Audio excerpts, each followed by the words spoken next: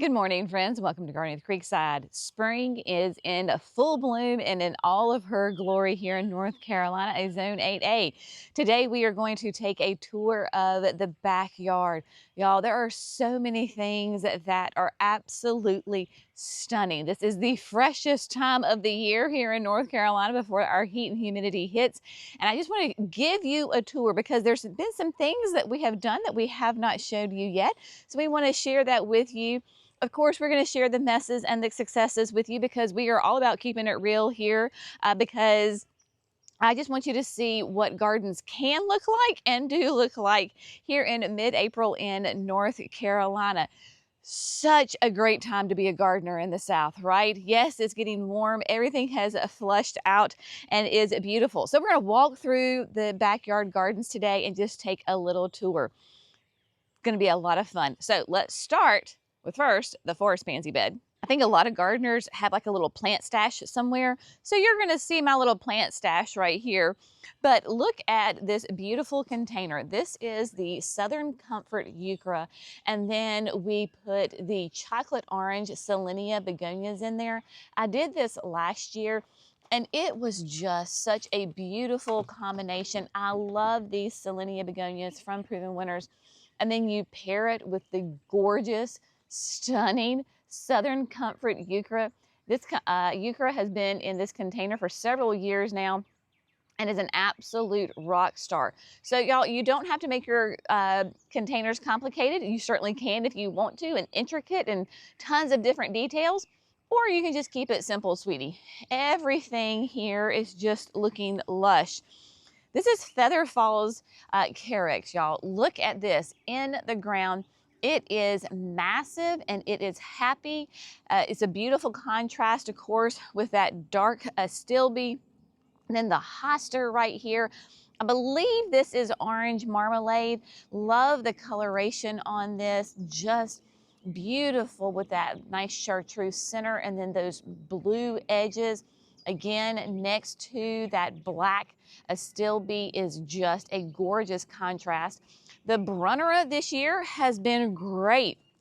I mean, this is just such a beautiful shade perennial, gives us those true blue flowers. Everybody is happy in here for sure. And then of course you were with us just the other day, week, whenever that was, that Mimi and I did the kind of the glam up for the Emperor One bed. The Emperor One bed is going to be a full sun garden. We're out here early in the morning before the sun has popped up. And I've watered it a few times, but just doing really well. Y'all, look at this Baptisia. This is a Blueberry Sunday. Look at it. It is about to open up in all of its glory. Very, very happy. But the annuals are happy in here. Of course, we love that lemon coral sedum. It just pops as we come through. And then back over to the forest pansy bed. The ferns are doing great. Look at crested surf. Oh my goodness. This is a Japanese painted fern. Has that kind of that nice frilly fringed edge on it. And is nice, and I have it here in the front, kind of a little low and wide, is beautiful. And then the Georgia plum, look at that. Keeping it simple in the containers. We did a mass planting here. And then y'all, Diamond Lake hosta. Holy cow. This thing is such an overachiever. This thing is massive. I have a hydrangea behind it, and guess what? The hydrangea is going to have to get moved because I am not touching this hosta. It is massive, and we're going to leave it alone, but we are going to have to move that hydrangea. I think we could probably move it over just a little bit and kind of fill in a hole right there.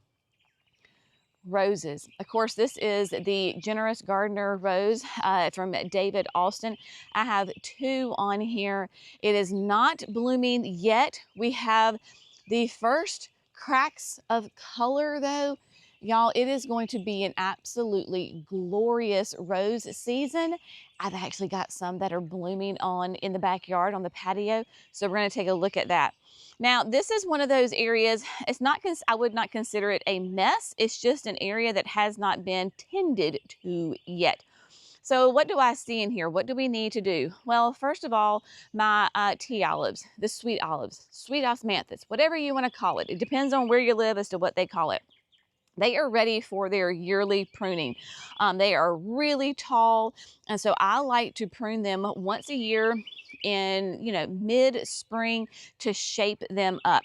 So we're going to come in here. This year I'm going to use probably the electric trimmers and give them a shape up on each of the sides and then kind of top them off. That keeps them nice and dense because I want to have that privacy screen. I want it to be really dense like this. So we'll take care of that in the coming days. The quick fire fabs, look at that. Planted these last year. They are doing really, really well. Of course, a great panicle hydrangea, and those are the backdrop for the rhubarb doll roses that they too are coming out with tons of foliage, beautiful buds all over them. And yes, y'all, there are weeds still in here. It's all right. No garden is 100% perfect all the time. That's why we keep it real around here with you. As we come around with the forest pansy bed, of course, this is where it's going to get the afternoon sun. If you are following us, you know that kind of my theme this year for the backyard is purple. I had to add some of the Virtuoso Vibrant Violet, that is a lot of V's in a name, to the landscape. These are just so incredibly beautiful. I mean, the name is perfect, Vibrant Violet. It is absolutely electric and gorgeous. And of course, these will fill in and create a nice little mass right there for me. Very, very excited.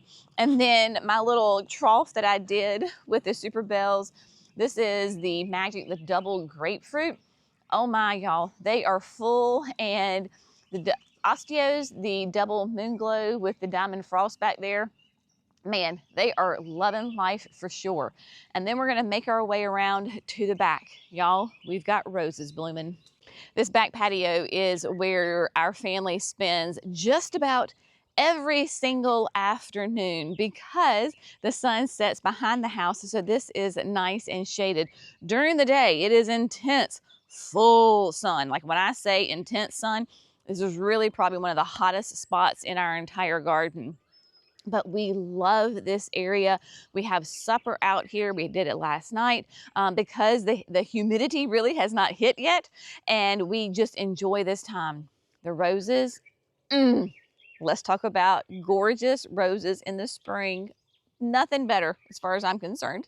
All right, here we go, my friends. So all the roses that I have on the patio are from David Alston. They are all in shades of pink. My annuals are going to be in that kind of that purple theme.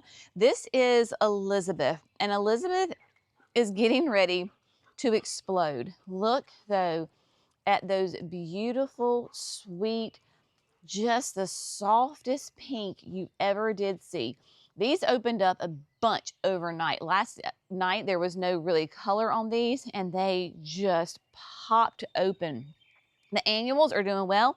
I'm having to make sure that they are nice and well watered. Of course, we have the Violet Night, Sweet Alyssum, the Supertunia Vista Cool Jazz, and then the Senorita Rosalita Cleome. This is going to fill in and be nice and thick.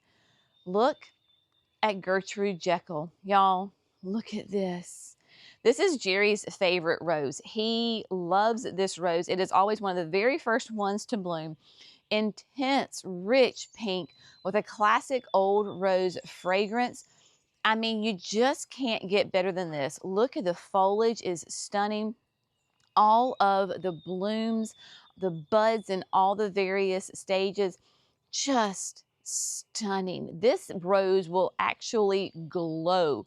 It is so vibrant, smells fantastic. So Gertrude Jekyll, one of my favorites, definitely Jerry's favorite. And then coming over here with the Scepter to Isle, we've got this one. She's a little bit later, is a beautiful one, has more of like a myrrh fragrance. And so that myrrh fragrance for me personally is not my favorite, but the flower itself is just gorgeous.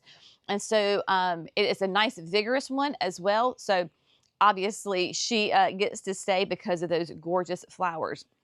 And then as we make our way around, yeah, everybody is doing great over here, of course, with the annuals. The urns are filling in really nicely. So we've got, of course, the Super Bells. This is the Blue Moon Punch. We have got the Osteo Bright Lights Purple in there.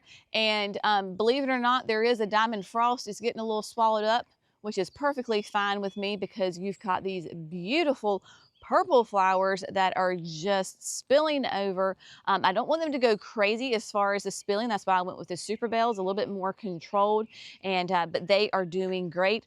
And then the last rose that's up here on the patio, again, one of my, let's just be honest, I love them all, right? This is Desdemona. And Desdemona, they do say it is a pink. It's more like a creamy peach. Classic old rose fragrance. This is one of, this just holds a special place in my heart. I mean, it is absolutely gorgeous.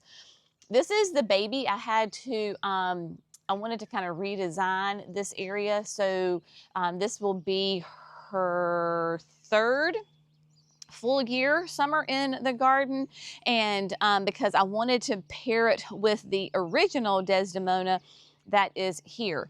And so this one is just a little bit behind as far as the flowers. Classic old rose fragrance. It smells like a rose, which I love. And then, of course, we've got the Violet Night planted in mass at the bottom. Earlier this week, Jerry and I spent a day planting the backyard with our summer annuals. We didn't film it. We just came out here and worked together and got it done. Bordeaux, Supertunia Bordeaux. That is going to be the main theme of the backyard this year. Going with those purples, and Bordeaux was improved this year from Proven Winners. So when you buy Bordeaux, you're automatically going to get the new improved one. There is not the old one that is out on the market. So what do they do to improve it as far as the plant? Well, one, your color has changed just a little bit. The new Bordeaux is a bit brighter, has a little bit more, I don't say white, but just a very much lighter color to it. Still has that really nice, deep, dark purple center. It is more compact. It's more floriferous.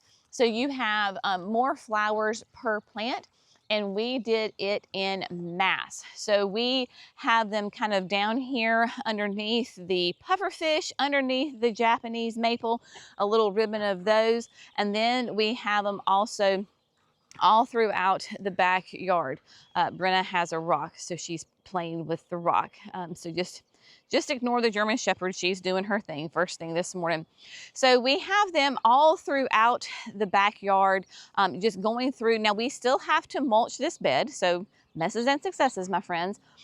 So we will have an absolute just mass planting of this explosion of Bordeaux through here. And then we accent it in a couple of little areas with the purple fountain grass. I do adore having grasses in my garden. So the purple fountain grass will give us some good height in that 2.5 to 3 foot range. Putting 3 of them together right there will just be this huge impact, which it will be beautiful because we have the new Gatsby Glow Ball Oak Leaf Hydrangea here. So when you're looking at it from this perspective, as we would from the patio, you'll have Gatsby Glow Ball, of course, the double play Doozy Spireas back there in the back, the ribbon of purple Bordeaux, and then that nice movement from the grass there on the corner. And then just kind of repeated the Bordeaux all the way around. Left a space there in front of my butterfly candy budlias because I know that they will fill in. So we did not plant in there. I'm trying to be very aware and not plant too close to the grass because, of course, Bordeaux is going to spread lovely, and I don't want it going in the grass. We got to maintain the grass and then broad it all the way around the Hinoki Slender. So it's on that side, and then, of course, on the other side as well, we've got the purple fountain grass at the base of the bluebird house. So we'll have that same repetition with the grasses right there. Let's take a moment. Peonies, y'all. Oh my, it is going to be a glorious peony season. I've got 3 right here. These are all Ito peonies. This first one is massive. It is every bit of like 2.5 feet tall. This is Bartzella, and Bartzella is going to be a lovely yellow, a yellow peony, and it is covered. And then, of course, we have the storm cloud Amsonia right here. The Amsonia was beautiful this year. It's kind of going out as far as the blooms, and we have another one back there, but filling in this corner right here is just lovely. And then, y'all, honestly, I cannot remember which one of the peonies this is. Obviously, it's a pink. This might be Julia Rose. I don't think so. I have a Julia Rose in another area, and she's in full bloom. I'll show you her in just a minute. And then I think this is Scarlet Flame because it has got a deep, deep, deep red. But I do know that all three of these are Itos. So, oh my goodness, if you see the Ito peonies, grab them. Then as we come back up to closer to the patio, of course, we have got the incredible hydrangeas. We've got a hedge of those. Those are growing and filling in just lovely, and they are going to be full this year. Of course, we love incredibles for those classic, massive white mop head blooms. They're going to touch each other because they are growing quite well. And then the double play doozy spireas, y'all. These were trimmed big time. I mean, double play doozy, when they are happy, they are glorious and beautiful, have that stunning foliage on them with that green and that kind of that maroon. We do not have buds yet, but they will do these raspberry pink flowers all over them and are just so pretty. With the, because the doozies are getting so big, we did a single row of the Bordeaux all the way in the front of them. And then we did something a little different this year. In front of the 9 bark, we did back 4 of the purple fountain grasses in the back, and then we did some sun patience. We love sun patience.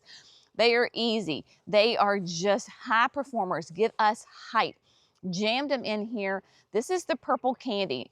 Purple candy from the sun patience has a nice deep dark green foliage, and that has that really kind of that electric purple flower on it. So when these all fill in, they are going to be massive and create this big, beautiful hedge right here.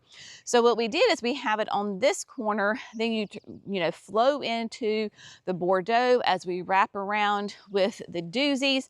And then we repeated that kind of that same theme down here on the corner. Not the exact same planting as far as the design, but the exact same plants. Now, if you see the little green stalks in the back, that's not a grass. Those are my daffodils. And so they will disappear here in just a little bit. You know, the next couple of weeks, of course, they're storing up all their foliage and energy for next year's flowers. So just know that the green grasses, they're not grasses, they're just daffodils. So imagine that in the summer when everything's in bloom, they will not be here. So we have those 3 fountain grasses again, growing all together, nice hedge, and then a nice big pocket of the purple candy here yet again. Your sun patience absolutely can take full sun.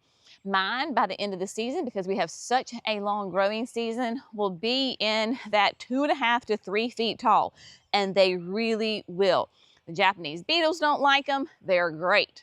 And the great thing about the sun patience is that they come in a gazillion colors. Yes, that's an official number, a gazillion different colors.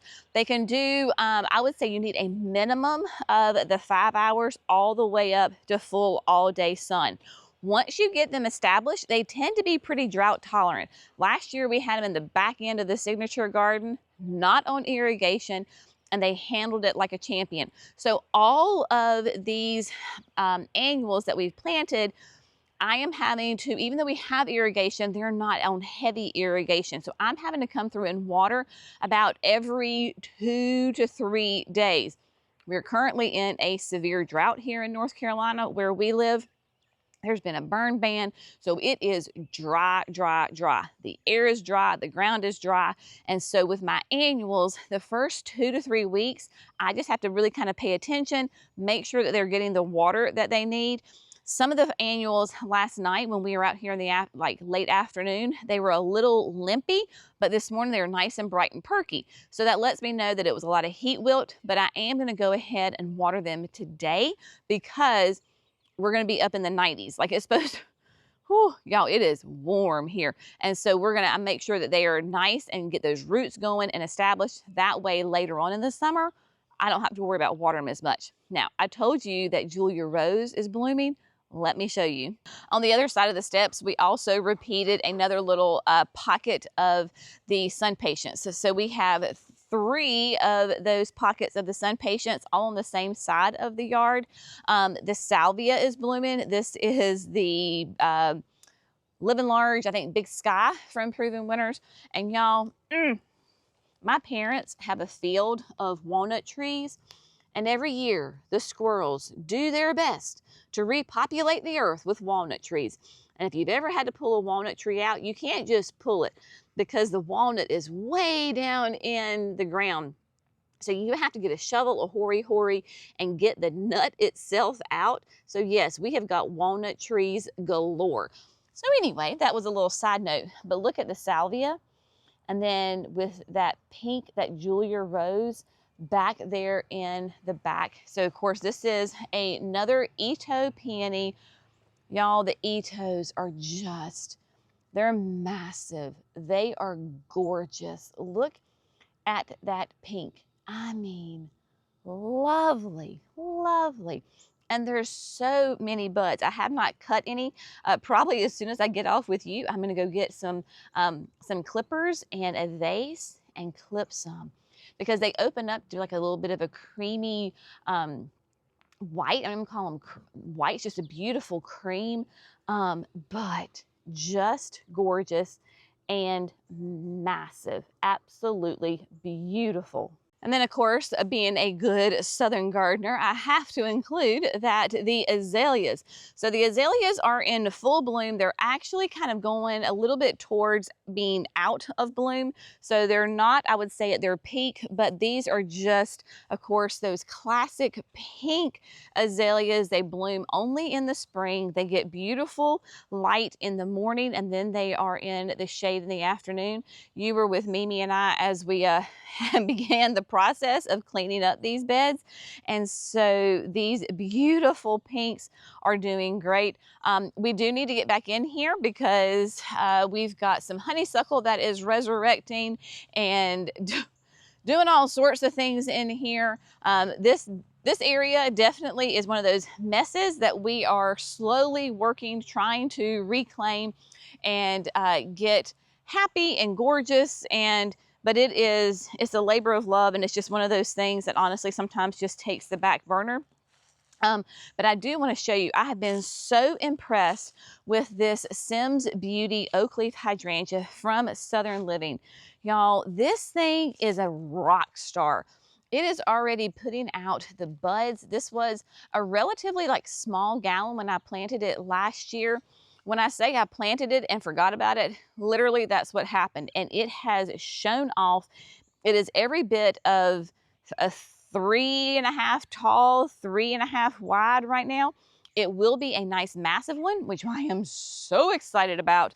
But I cannot wait to see this thing absolutely grow, bloom, and thrive. Beautiful flowers, massive, massive oak leaves on it.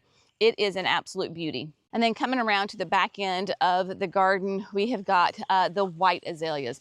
They have also just done a really spectacular job. We're a little bit later to bloom than the pink ones, and so they really are in all of their glory right now. Pure white flowers on them. They have not begun to turn at all and are just exquisite and elegant and gorgeous and massive. They are in parts 6 feet tall. And so probably what we will do, Mimi and I were talking about it, is that we will once they are fully finished blooming, we're going to come in here and go ahead and give them a really good haircut.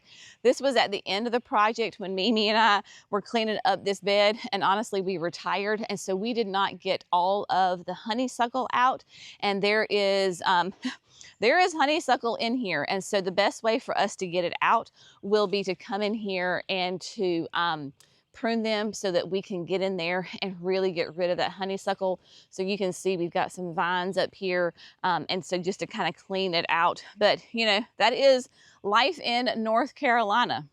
So of course we are incredibly blessed to live here in the Southeast, which if you've ever flown and you've flown from the West Coast to the East Coast, you go across that Mississippi River and everything just turns green and lush. And so Jerry and I joke, it's like, you know, if you sit still long enough or you let your garden sit still long enough, nature is going to reclaim itself, right? So you get the little tree volunteers, the walnuts, the maples, the oaks, everything starts to reclaim itself. And so when you're trying to maintain a neat and tidy garden, especially on a wood line, then there is obviously maintenance involved. And sometimes, you know, things just happen and it gets away from you, because gardens are never complete, right? We talk about that all the time. It is an active job to maintain your garden, but it's a job that we love and enjoy because it brings us such beauty. So we will keep you updated. We're going to do more tours. Maybe instead of like doing one big giant one, we're going to do it by different sections of the garden as they grow and develop. So hopefully you have found some inspiration and some ideas. And just to give you some updates on how things are going here in the backyard, of course, we'll keep you updated on all the happenings and shenanigans here at Creekside Nursery. As always, we so appreciate you. We'll see you in the next video. Bye, friends.